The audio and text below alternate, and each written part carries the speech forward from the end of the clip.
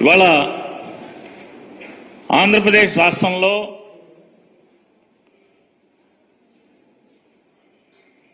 వాస్తవాల్ని వార్తలుగా ప్రచారం చేస్తామని చెప్పుకుని దుకాణాలు తెరిచినటువంటి కొన్ని ఫేక్ న్యూస్ ఫ్యాక్టరీలు ఇవాళ ఏ రకంగా తప్పుడు వార్తలు, దొంగ వార్తలు, తప్పుడు సమాచారంతో ప్రజల మనసుల్లో విషం చిమ్మేటువంటి అంటే విషాన్ని ఎక్కించేటి ప్రయత్నం గడిచిన 6-7 సంవత్సరాల పైనుంచి జరిగే క్రమంలో వాళ్ళ టార్గెట్ రీచ్ అయిపోయి వాళ్ళ అనుకున్న లక్ష్యాన్ని నెరవేర్చుకున్న తర్వాత కూడా ఈ ఫేక్ న్యూస్ ఫ్యాక్టరీ నుంచి ఈ తప్పుడు వార్తలు రాయటం, చూపించటం ఆపకపోవటం అనేది వాళ్ళ కిరాతకమైనటువంటి మానసిక నైజానికి అద్దం పడుతుంది. ఇవాళ దురదృష్టం రామోజీరావు గారు లేరనుకుంటే వాళ్ళ అబ్బాయి గారు కూడా ఉన్నట్టున్నారు. ఇప్పుడు ఆయన పేపర్లో ఇవాళ చూడండి రాస్తారు. ఎంత తప్పుడు వార్త, ఎంత విషపు వార్త అంటే జగన్ రక్షణకే 986 మంది, ఇంట్లో ఉంటేనే ఇంతమంది, బయటకెళ్తే 2-3 ఇంతలు. 5 ఏళ్లలో భద్రతా సిబ్బంది జీతాలకే 296 కోట్లు అని వండేసి వార్త రాసేసి అచ్చేసి వదిలేశాడు. ఇంత దుర్మార్గమా అని అడుగుతున్నాను నేను. వాస్తవానికి జగన్మోహన్ రెడ్డి గారికి అట్ ఏ టైం మీరు ఎప్పుడు లెక్కేసుకున్నా కూడా సివిల్ పోలీసులకు సంబంధించి సిఐలు కానీ, ఎస్ఐలు కానీ, హెడ్ కానిస్టేబుల్స్ కానీ 18 మంది ఉన్నారు, పనిచేశారు మొన్నటిదాకా ఆయన సీఎంగా ఉన్ననాళ్ళు. ఆర్మడ్ ఫోర్స్ అంటే ఆర్మడ్ రిజర్వ్ ఫోర్స్ అంటాం, వాళ్ళు ఆర్మడ్ ఫోర్స్ 33 మంది, ఏపీ స్పెషల్ పోలీస్ బెటాలియన్ నుంచి 89 మంది.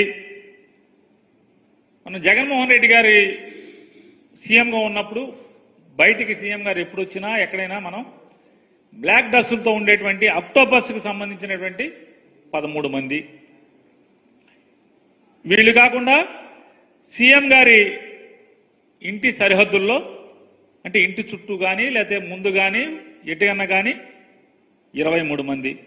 కాన్వాయ్, సీఎం గారి కాన్వాయ్కి 21 మంది డ్రైవర్లు కానీ, సెక్యూరిటీ ఇన్స్పెక్టర్లు కానీ, అదే ఎస్ఐలో వాళ్ళ హెడ్ కానిస్టేబుల్ వాళ్ళు ఏ ర్యాంక్లో ఉంటే ఆ ర్యాంక్లో కాన్వాయ్కి 21 మంది.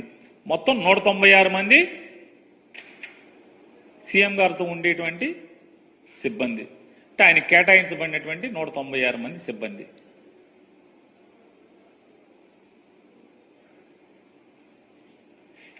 ఈ 196 మంది అయితే వీళ్ళు తప్పితే ఇంకెక్కడన్నా ఉన్నారా? ఇందులో అంతా కలిపి సీఎం గారికి బెంగళూరులో సెక్యూరిటీ లేదు, కావాలంటే మీరు ప్రభుత్వం మీ దగ్గర ఉంది చూసి చెప్పండి. కేవలం హైదరాబాద్లో సీఎం గారి ఇంటి దగ్గర మొన్న కొన్ని టీవీల్లో తెగ వార్తలు రాశారు. జగన్మోహన్ రెడ్డి గారి లోటస్ పాండ్లో ఆక్రమణలో కొట్టేశారండి. సీఎం గారికి ఏం పడినా బాబు ఆక్రమణలకి? సీఎం సెక్యూరిటీ వింగు సీఎం గారి ఇంటి బయట పోలీసులు పడుకుంటాకి, ఆఫ్ డ్యూటీలో ఉన్న వాళ్ళు పడుకుంటాం కోసం తాత్కాలికంగా ఫుట్పాత్ మీద రేకుల షెడ్ నిర్మాణం చేశారు. ఈ రేకుల షెడ్ల నిర్మాణం తాత్కాలిక నిర్మాణాలు చంద్రబాబు నాయుడు గారు హైదరాబాద్ ఇంటి దగ్గర పాత రోజుల్లో 1996 నుంచి ఉన్నాయి, ఎన్టీ రామారావు గారి దగ్గర ఉన్నాయి, విజయభాస్కర్ రెడ్డి గారి దగ్గర ఇంటి దగ్గర కట్టారు, నేదురుమల్లి జనార్దన్ రెడ్డి గారి ఇంటి దగ్గర కట్టారు, కిరణ్ కుమార్ రెడ్డి గారి ఇంటి దగ్గర కట్టారు, రోసీ గారి ఇంటి దగ్గర కట్టారు. అట్లాగే జగన్మోహన్ రెడ్డి గారి ఇంటి దగ్గర కూడా తాత్కాలికంగా సీఎం సెక్యూరిటీ ఇంటెలిజెన్స్ వింగ్ వాళ్ళు తాత్కాలికంగా బ్యారక్స్, పోలీసులు 24 గంటలు ఉండరు కాబట్టి 3 గంటలకి షిఫ్ట్ మారుతారు కాబట్టి ఆ మారినప్పుడు పడుకుంటాం కోసం బ్యారక్స్ కట్టారు. ఎవరో రెడ్డి గారికి నచ్చలేదు, కమిషనర్ గారికి చెప్పారు, పడేశారని చెప్పారు. దాని అక్రమణ జగన్ గారికి ఏం సంబంధం? లోటస్ పాండ్ దగ్గర ఉన్నటువంటి పోలీసులతో సహా లెక్క కలిపి నేను చెప్పేది ఎట్ ఏ టైం 196 మంది ఉంటారు. 196 మంది, 986 మంది అని చెప్తారు. ఎక్కడి నుంచి వచ్చారు 956 మంది? అంటే సీఎం గారు ఎంత దుర్మార్గంగా రాస్తారంటే దీంట్లో రామోజీరావు గారు అబ్బాయి ఎంత దుర్మార్గంగా రాస్తాడంటే 24 గంటలు మొత్తం బెజవాడ నుంచి సర్వీస్ రోడ్లు మొత్తం అంతా కూడా పోలీసులు మయమంట. ఎప్పుడున్నారండి? సీఎం మూమెంట్ ఉంటే ఉంటారు. సీఎం గారు బయటికి వెళ్తుంటే ఎన్ రూట్ అంతా, ఎయిర్పోర్ట్కి వెళ్తే ఎయిర్పోర్ట్ అంతా, లేదా హెలిప్యాడ్కి ఉంటే హెలిప్యాడ్కి ఉంటారు. ఎందుకుంటారు? అది లోకల్ బందోబస్తుది. సీఎం వెళ్తుంటే మినిస్టర్ వస్తుంటేనే బందోబస్తు చేస్తారు కదా. ఇవాళ లోకేష్ వెళ్తుంటే ఎన్ రూట్లో బందోబస్తు వేయట్లేదా? ఎవరు చెప్పారు వేయట్లేదని? మీరు చెప్తున్నారు నిన్నటిదాకా చంద్రబాబు నాయుడు గారి మీద డబ్బా కబుర్లు రాశారు. ఏమని? చంద్రబాబు నాయుడు గారు నేను వెళ్తుంటే ట్రాఫిక్ ఆపద్దన్నాడని. మీ ఇష్టం, రండి. ఈనాడుని అడుగుతున్నా, TV5 అడుగుతున్నా, ABN అడుగుతున్నా. చంద్రబాబు నాయుడు వెళ్తుంటే ట్రాఫిక్ ఆపకుండా పలానా ఊర్లో ట్రాఫిక్ ఆపట్లేదు, బెజవాడతో సహా ఎక్కడ ఆపట్లేదు. మరి మీరు రాశారు కదా ట్రాఫిక్ ఆపుతున్నా, నా కోసం ఆపబాకండి అని. చంద్రబాబు నాయుడు గారి కారు ఏ సిగ్నల్ దగ్గరన్నా ఆగిందా?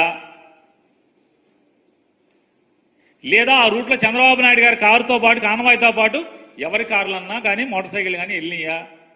ఫోటోలు టీవీలో ఏమన్నా వార్తలు చూపిస్తారా మీరు?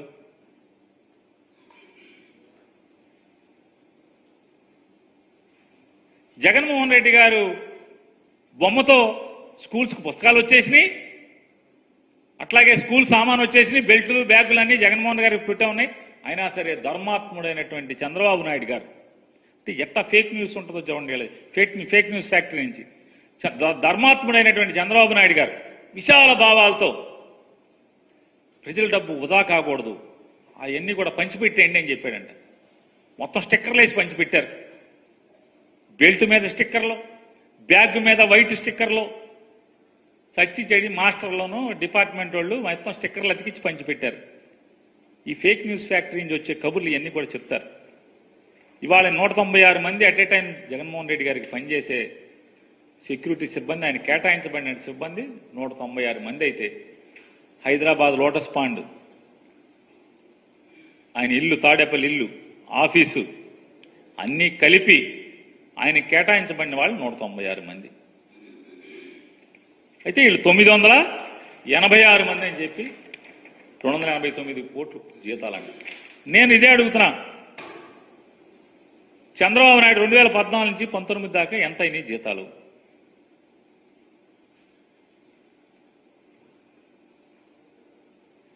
జైల్లో అరెస్ట్ అయ్యి,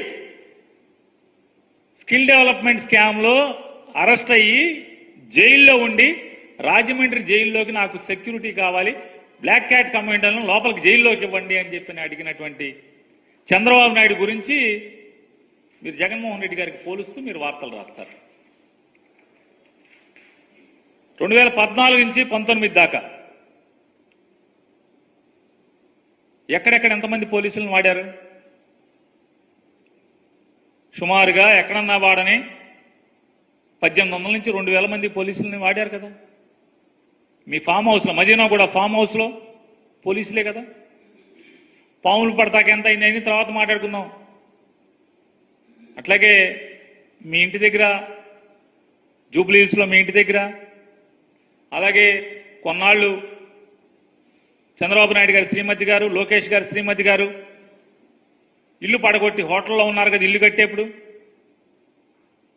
పార్క్ హైత్ హోటల్లో ఉన్నారు కదా, ఆ హైత్ దగ్గర సెక్యూరిటీ ఉందా లేదా? ఆఖరికి సంవత్సరం వయసు ఉన్న చంద్రబాబు నాయుడు గారి మనవడు కూడా 4+4 గన్మెన్లు ఇచ్చారా ఇవ్వలేదా? చంద్రబాబు నాయుడు గారి మనవడు సంవత్సరం వయసు దేవాంశ్ గారికి 4+4 గన్మెన్లు ఇచ్చారు. 4 గన్మెన్లని. 4 గన్మెన్లు అంటే సంవత్సరం వయసు ఉన్నటువంటి దేవాంశ్ గారికి 4 గన్మెన్లు ఉండొచ్చు. అధికారంలో ఉన్నటువంటి ముఖ్యమంత్రి సెక్యూరిటీకి 196 మంది ఉంటే 986 మందిని రాస్తారు.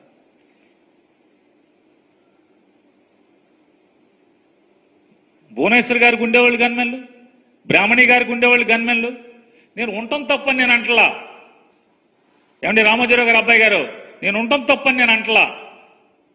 మళ్ళీ తప్పుడు వార్తలు రాయబాకండి. తప్పేముంది మీకు అంటే పోలీసు సెక్యూరిటీ రివ్యూ మీటింగ్లో చంద్రబాబు నాయుడు గారి శ్రీమతి గారికి, కొడుకు గారికి, కోళ్ల గారికి, లోకేష్ గారు మంత్రి అవ్వకుండా కూడా సెక్యూరిటీ ఇచ్చారు. Z+ security. లోకేష్ గారు ఎమ్మెల్సీ అవ్వకుండా, మంత్రి అవ్వకుండా కూడా ముఖ్యమంత్రి కుమారుడు హోదాలో Z+ సెక్యూరిటీ ఇచ్చారు. ఇవ్వటం తప్పని నేను అంటలా, అవసరం లేదని నేను అంటలా, తప్పు పడతల్లా. అంటే ప్రాణాలు లోకేష్ గారి, చంద్రబాబు నాయుడు గారి, అంటే రామోజీరావు గారు అబ్బాయి గారు, చంద్రబాబు నాయుడు గారి, లోకేష్ గారి, లేకపోతే లోకేష్ గారి భార్య, చంద్రబాబు నాయుడు గారి శ్రీమతి గారి, లోకేష్ గారి అబ్బాయి గారి ఏ ప్రాణాలు జగన్మోహన్ రెడ్డి గారి ప్రాణాలు కాదా అని అడుగుతున్నాను. ఇంత తప్పుడు వార్తలు రాయాలా? ఇంత విషం చిమ్మాలా? మీ కసి తీరిపోయింది కదా. మీ విష ప్రచారంతో, ల్యాండ్ టైటిలింగ్ యాక్ట్తో, ఇట్లాంటి దుర్మార్గమైన రాతలతో జగన్మోహన్ రెడ్డి గారి దగ్గర నుంచి అధికారం లాక్కున్నారు కదా. మీకు సమ్మగానే ఉంది కదా. ఇంకా మీకు కసి తీరలేదు. ఇంకా తప్పుడు వార్తలు వండి రాస్తారు.